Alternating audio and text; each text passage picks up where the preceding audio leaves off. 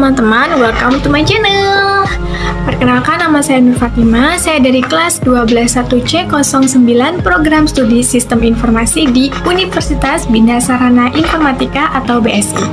Oke, kali ini saya akan menceritakan gimana sih pertemuan pertama di perkuliahan mata kuliah pengantar teknologi informasi dan komunikasi atau bisa disingkat dengan PTIK.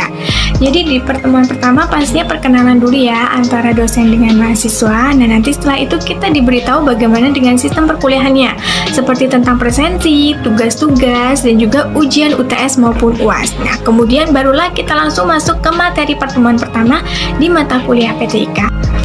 Apa aja sih materi di pertemuan pertama? Di pertemuan pertama kita akan membahas tentang konsep dasar teknologi dan teknologi informasi. Apa sih teknologi itu? Salah satu pengertian teknologi adalah cabang pengetahuan yang berhubungan dengan penciptaan dan penggunaan sarana teknis yang memiliki keterkaitan dengan kehidupan, masyarakat, dan juga lingkungan. Sedangkan apa itu teknologi informasi?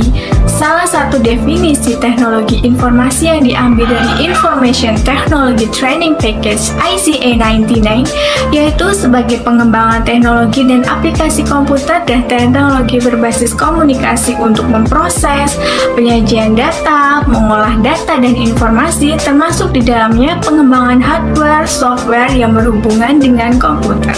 Kemudian, apa saja contoh penerapan teknologi informasi untuk mengoptimalkan sumber daya yang kita miliki? Misalnya, satu, di bidang pendidikan, yaitu seperti proses pembelajaran yang sekarang secara online atau e-learning.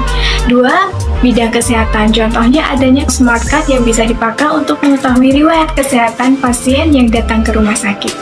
Yang ketiga, bidang perbankan, seperti adanya internet atau mobile banking yang kita pakai sekarang. Yang keempat, bidang bisnis, contohnya e-commerce.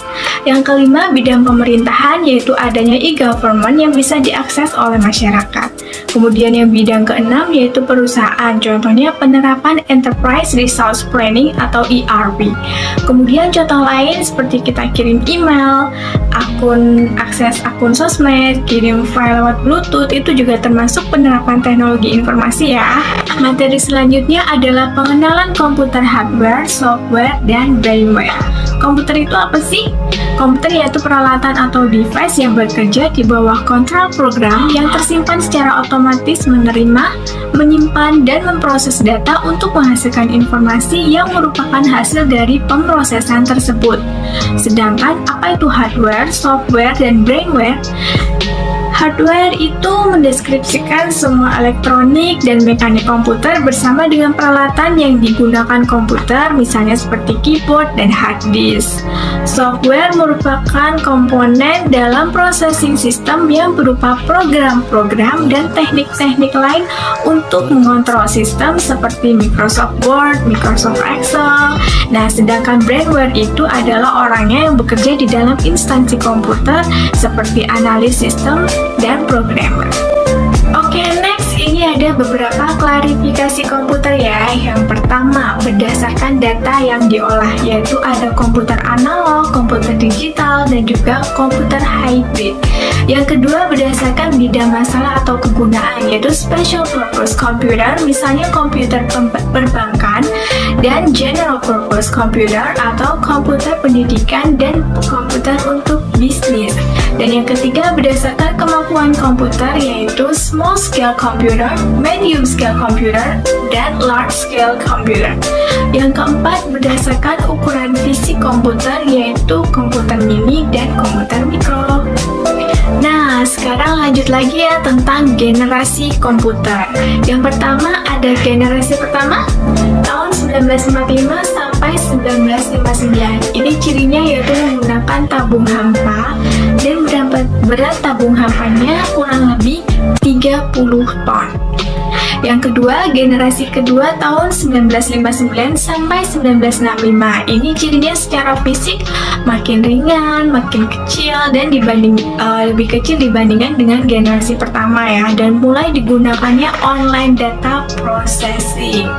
Terus yang ketiga, generasi ketiga tahun 1965 sampai 1970.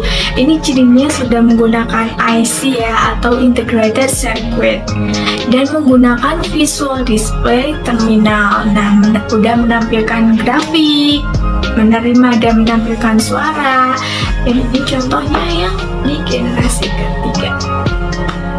Terus selanjutnya generasi keempat, ini sejak tahun 1970. Nah, ini di generasi keempat ini udah menggunakan chip. Nah, chip ini disebut juga CMOS karena terbuat dari metal atau logam aluminium yang melalui proses oksidasi dan bersifat semikonduktor.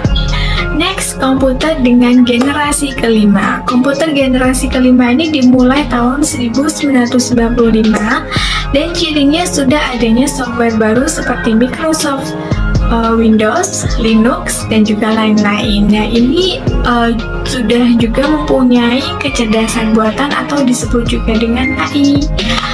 Kemudian komputer dengan generasi ke-6. Komputer generasi ke-6 ini adalah komputer yang saat ini kita pakai ya. Terus selanjutnya ada komputer dengan generasi ke-7. Terus bagaimana dengan kemungkinan komputer di masa mendatang? Komputer di masa mendatang pastinya bakal lebih canggih dan juga lebih murah ya, serta memiliki kecerdasan buatan yang mendekati kemampuan dan perilaku manusia. Kelebihan lainnya lagi, kecerdasan untuk memprediksi sebuah kejadian yang akan terjadi nih. Nah, bisa berkomunikasi langsung dengan manusia dan juga bentuknya pasti semakin kecil ya. Jadi tidak sebesar seperti generasi pertama. Yang jelas komputer di masa mendatang pastinya bakal lebih hebat lagi.